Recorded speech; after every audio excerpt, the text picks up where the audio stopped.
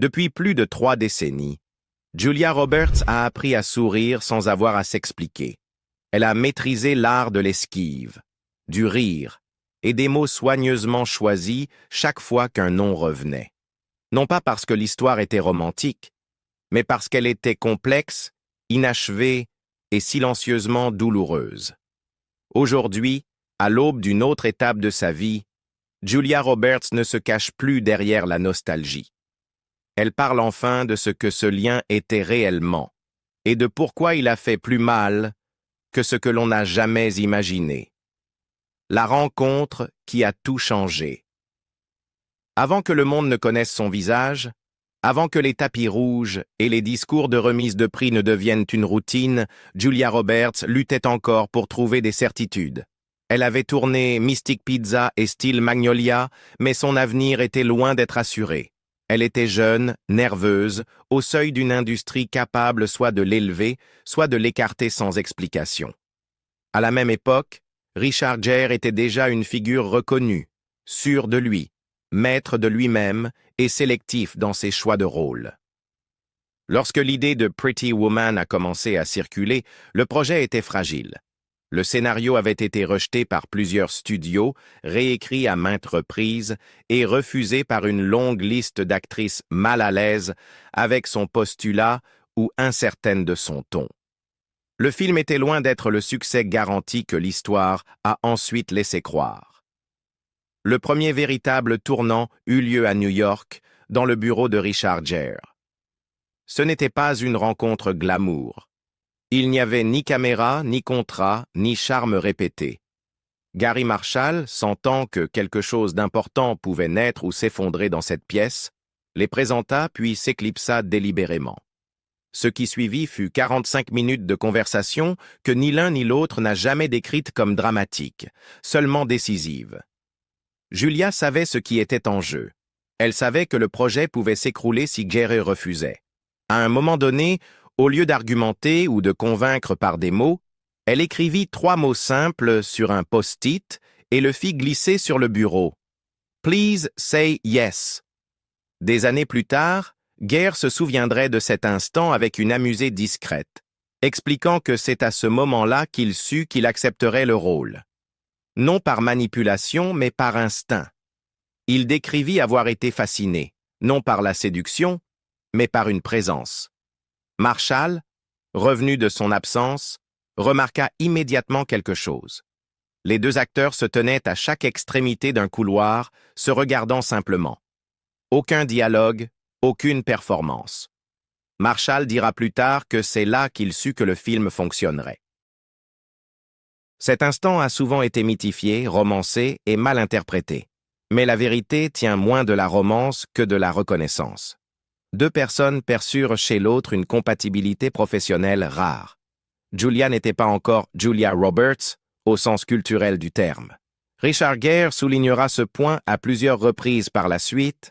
Elle n'était pas encore une star, simplement quelqu'un qui dégageait une sincérité et une clarté émotionnelle évidente. Cette distinction est essentielle car elle explique pourquoi ce qui suivit ne fut jamais une histoire d'amour au sens classique. C'était quelque chose de plus discret, plus difficile à définir et finalement plus déroutant. Lorsque le tournage commença, aucun des 2 ne pensait être en train de créer une icône. Pretty Woman était toujours considéré comme un pari risqué. Pourtant, l'aisance entre eux, le rythme de leurs échanges, les silences naturels, l'absence de tension, se traduisit sans effort à l'écran. Ce que le public interpréta plus tard comme de la romance était en réalité un profond alignement créatif. Il se faisait instinctivement confiance et cette confiance permettait une vulnérabilité sans crainte. C'est cette dynamique, et non l'attirance, qui posa les fondations de tout ce qui suivit, et de tout ce qui deviendrait, plus tard, si difficile à expliquer. Quand la chimie est devenue un fardeau. Lorsque Pretty Woman est sorti, son impact a été immédiat et écrasant. Le film ne s'est pas insinué lentement dans la conscience du public par de discrètes recommandations ou une appréciation progressive. Il a explosé. Julia Roberts est passée du statut de jeune actrice prometteuse à celui de symbole mondial presque du jour au lendemain. Les interviews se sont multipliées à un rythme qu'elle n'avait jamais connu. Les couvertures de magazines se sont enchaînées. Son sourire est devenu une sorte de raccourci pour l'optimisme, la romance et l'accessibilité, reproduits sans fin à travers les continents. Pour Richard Gere, le film a confirmé son statut de premier rôle romantique. Pour Julia, il a réécrit toute son existence. Ce que très peu de gens comprenaient à l'époque, c'est la rapidité avec laquelle l'admiration s'est transformée en attente, et comment cette attente a commencé à l'étouffer plutôt qu'à l'élever. Dès la toute première tournée de promotion, une question l'a suivie sans relâche. Il ne s'agissait pas de son interprétation, de sa préparation ou de ce qu'elle espérait faire ensuite. C'était toujours la même question, formulée de façon à peine différente. « Êtes-vous avec Richard ?» Au début, elle riait. Cette réaction venait naturellement, presque par réflexe. Le rire était sûr. Le rire détournait sans confronter. L'honnêteté, en revanche, aurait exigé d'expliquer quelque chose de complexe à un public qui voulait quelque chose de simple. Elle et Richard répondaient poliment et avec constance, répétant qu'ils étaient amis, collègues et rien de plus. Mais la clarté n'a jamais été ce que le public recherchait. Ce qu'il voulait, c'était un conte de fées qui se prolonge au-delà de l'écran. Le problème n'était pas le commérage en soi. Hollywood a toujours prospéré grâce aux spéculations, et Julia comprenait que la célébrité s'accompagnait de bruit. Le véritable problème était que la chimie perçue à l'écran semblait trop réelle pour être ignorée. Les spectateurs projetaient sur eux des émotions que ni l'un ni l'autre n'avaient revendiquées ni encouragées. Chaque regard sur tapis rouge était disséqué. Chaque plaisanterie partagée en interview était amplifiée jusqu'à devenir un signe. Le silence devenait une preuve, le démenti, un soupçon. Julia apprenait encore à survivre à la célébrité, essayant de se situer dans une vie qui avait changé plus vite qu'elle ne pouvait l'assimiler. Soudain, on attendait d'elle qu'elle porte une histoire d'amour imaginaire, existant uniquement dans l'imaginaire collectif de millions de personnes. En coulisses, la pression ne faiblissait jamais.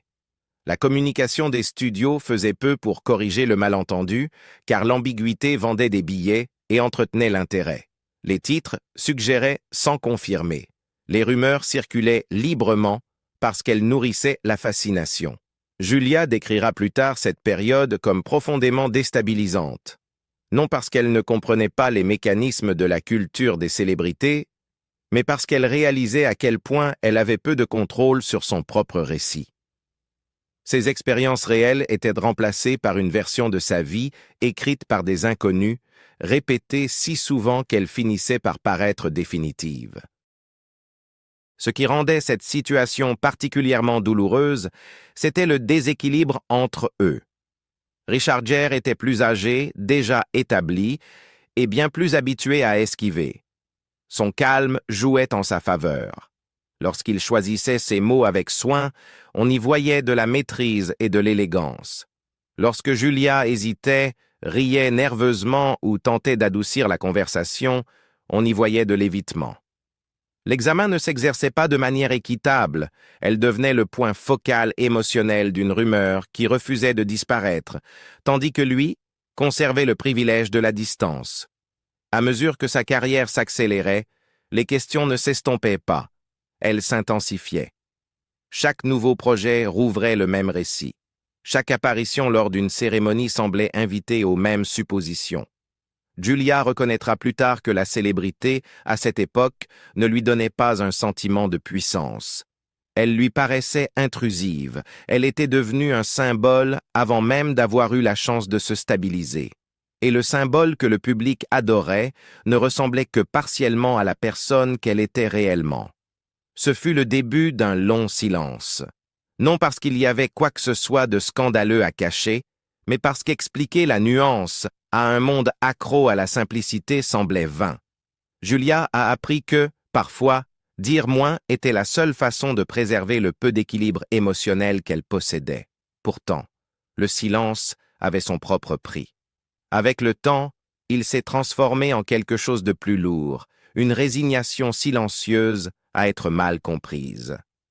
La chimie qui avait autrefois porté sa carrière est devenue un fardeau qu'elle a porté pendant des années, façonnant la manière dont on la voyait, dont on l'interrogeait, et la prudence avec laquelle elle a appris à se protéger d'une histoire qui n'a jamais vraiment été la sienne. Silence, mariage et le prix de l'incompréhension. Alors que Julia Roberts tentait d'aller de l'avant, sa vie privée devint un autre champ de bataille qu'elle n'avait jamais demandé. Le début des années 90 fut chaotique, non seulement à cause de sa célébrité soudaine, mais aussi parce qu'elle cherchait encore à comprendre qui elle était en dehors de l'image construite autour d'elle. Chaque décision personnelle qu'elle prenait était présentée comme une réaction à autre chose, et souvent, injustement, comme une réaction à Richard Gere. Le récit public refusait de le laisser partir, même lorsque leurs chemins professionnels s'étaient séparés. Lorsque les fiançailles de Julia avec Kiefer Sutherland s'effondrèrent quelques jours seulement avant le mariage, les médias n'hésitèrent pas à relier des points qui n'existaient pas. Les titres suggérèrent des motivations cachées, des attachements secrets, des histoires inachevées. La réalité était bien plus ordinaire et bien plus douloureuse. Julia reconnaîtra plus tard qu'elle était submergée, jeune, et émotionnellement incapable de faire face au niveau de surveillance imposé à sa vie. Renoncer à ce mariage n'était pas un geste dramatique, c'était une question de survie, mais dans l'imaginaire collectif, cela devint un nouveau chapitre d'une histoire qu'elle n'avait jamais écrite. Son mariage avec Lyle Lovett suivit peu après, et il choqua précisément parce qu'il ne correspondait pas au fantasme que le public avait construit. La relation était discrète, atypique et profondément mal comprise. Les critiques la qualifièrent d'impulsive. Les fans cherchèrent un sens qui n'existait pas. Une fois encore, le nom de Richard Gere apparut dans des articles qui n'avaient pourtant rien à voir avec lui. Julia répondit rarement. Elle avait appris que se défendre ne faisait que prolonger le vacarme. En coulisses, elle était épuisée. La célébrité l'avait privée de son anonymat et la spéculation l'avait privée de sa capacité d'agir. Chaque fois qu'elle choisissait le silence, celui-ci était interprété comme une confirmation. Chaque fois qu'elle parlait, ses mots étaient déformés. Avec le temps, elle comprit quelque chose de profondément troublant. Le public ne voulait pas la vérité. Il voulait de la continuité. Et cette continuité exigeait qu'elle reste émotionnellement attachée à un récit qui ne reflétait plus sa réalité. Pendant ce temps, Richard Gere continuait de vivre sa vie avec un niveau de confidentialité que Julia connaissait rarement. Ses relations, ses choix, ses limites étaient traités différemment. Ce déséquilibre n'était pas intentionnel, mais il était bien réel. Julia confiera plus tard que ce qui faisait le plus mal n'était pas les rumeurs, mais le sentiment d'être émotionnellement figée dans la mémoire de quelqu'un d'autre. Elle était autorisée à évoluer en tant qu'actrice, mais pas en tant que personne. Cette période l'endurcit, non pas de manière amère, mais prudente. Elle devint plus sélective, plus réservée, et moins disposée à se justifier. Le silence qui lui semblait autrefois protecteur commença à lui paraître isolant. Elle portait le poids d'une perception inachevée, l'impression que les gens pensaient la connaître, tout en passant complètement à côté de la vérité. À la fin des années 90, Julia avait atteint une stabilité professionnelle, mais sur le plan émotionnel, quelque chose restait irrésolu. Non par manque ou par regret, mais à cause de la déformation constante de son histoire. Son récit avait été raconté trop de fois, par trop de voix, et aucune d'entre elles n'était la sienne. Et cette prise de conscience referait discrètement surface des années plus tard, lorsque le destin, sous les traits d'un réalisateur familier et d'un nom tout aussi familier, la ramènerait une fois de plus face à son passé. Les retrouvailles qui n'ont pas guéri. Lorsque l'idée de Runaway Bride a émergé, elle ressemblait moins à une suite qu'à une épreuve. Près de 10 ans s'étaient écoulés depuis Pretty Woman, et Julia Roberts, comme Richard Gere, se trouvaient dans des situations très différentes, professionnellement établis, émotionnellement transformés et bien plus prudents. Le projet existait en grande partie grâce à une seule personne. Gary Marshall croyait que ce qui s'était produit entre eux à l'écran pouvait se reproduire, non comme une répétition, mais comme une évolution. Il savait que la chimie ne se fabrique pas, elle résiste au temps où elle disparaît. Julia hésita, non pas à cause de Richard, mais à cause de tout ce que son nom charriait. Elle savait exactement ce que ces retrouvailles allaient réveiller, non pas en elle, mais chez le public. Elle savait que les titres allaient revenir, que les spéculations reprendraient et que les vieilles suppositions seraient recyclées sans pitié. Pourtant, elle accepta, non par nostalgie, mais par confiance en Marshall et par assurance dans ses propres limites. Elle croyait que suffisamment de temps s'était écoulé pour que la clarté puisse enfin s'imposer. Dès le premier jour de tournage, il fut évident que quelque chose avait changé. L'aisance était toujours là, mais tempérée par la retenue. Ils ne se découvraient plus. Ils avançaient dans une familiarité empreinte de prudence. À l'écran, cette tension se traduisit magnifiquement. Les critiques notèrent plus tard que leur chimie demeurait intacte, parfois même plus forte, mais différente dans sa tonalité. Elle était plus discrète, plus réfléchie et plus complexe sur le plan émotionnel.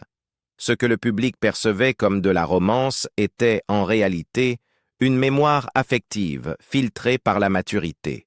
En coulisses, il n'y eut aucun moment dramatique, aucune déclaration publique, aucune frontière floue. À la place, quelque chose de plus troublant s'imposa à Julia. La prise de conscience que le temps n'avait pas corrigé le malentendu du public. S'il avait fait quoi que ce soit, il l'avait renforcé. Les interviews se concentraient à nouveau sur leurs liens, leur passé, leur histoire inachevée. La vérité, que leur relation reposait sur le respect, la confiance et un alignement professionnel, semblait insuffisante pour ceux qui cherchaient la passion et le scandale.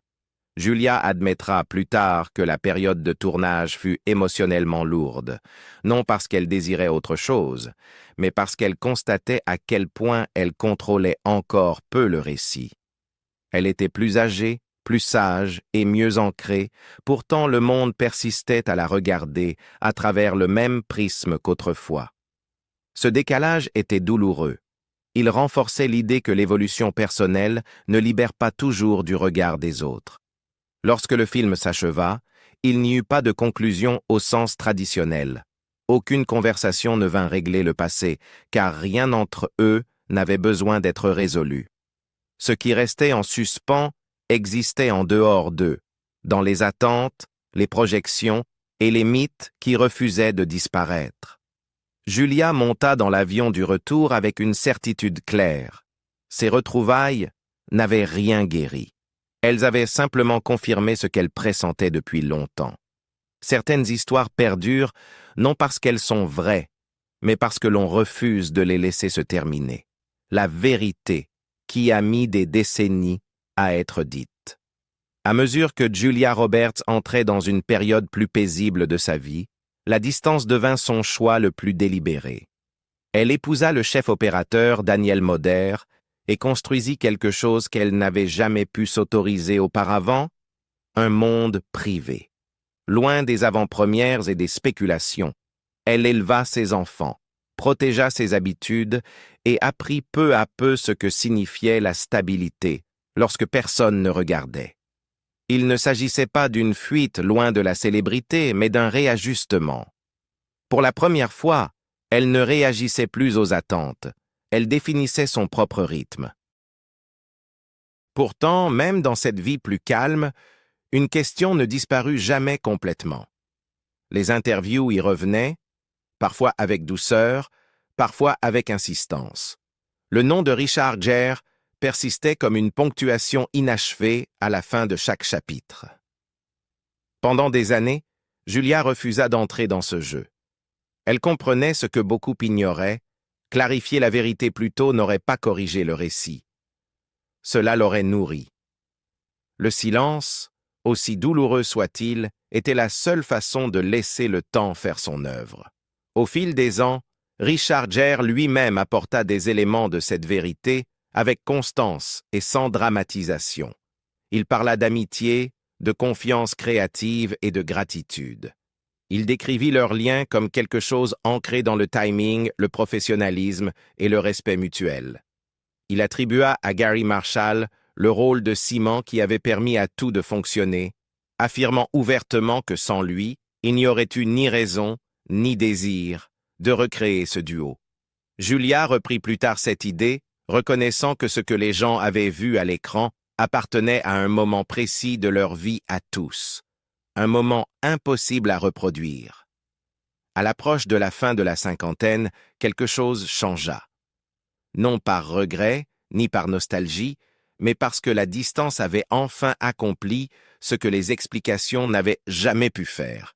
Le temps avait apaisé le bruit, les mythes s'étaient essoufflés, et Julia ne ressentait plus le besoin de protéger un malentendu qui lui avait déjà tant coûté sur le plan émotionnel. La vérité qu'elle reconnaissait n'était pas choquante parce qu'elle révélait une romance. Elle l'était parce qu'elle la niait. Ce qui avait existé entre elle et Richard Gere n'avait jamais été une histoire d'amour secrète.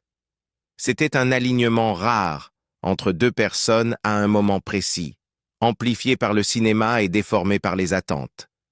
La tristesse ne venait pas de ce qui n'avait jamais eu lieu, mais du temps qu'il avait fallu pour que cette réalité soit acceptée. Julia comprit que le public n'avait pas tort de ressentir quelque chose. Il avait tort de supposer que cela appartenait à la vie réelle. Aujourd'hui, elle s'exprime avec clarté plutôt qu'avec défense. Elle honore le travail, l'amitié et l'instant sans les romantiser. Et ce faisant, elle reprend discrètement possession de son histoire. Non comme la moitié d'un couple légendaire, mais comme une femme qui a survécu à la célébrité, aux malentendus et à des décennies de silence, et qui a finalement choisi la vérité plutôt que le mythe. Pensez-vous que la chimie ressentie par le public était une émotion réelle ou simplement un grand jeu d'acteurs amplifié par l'imagination? Dites-nous ce que vous en pensez dans les commentaires ci-dessous. Si cette histoire vous a plu, n'oubliez pas de liker, de vous abonner et d'activer les notifications pour découvrir d'autres récits méconnus d'Hollywood.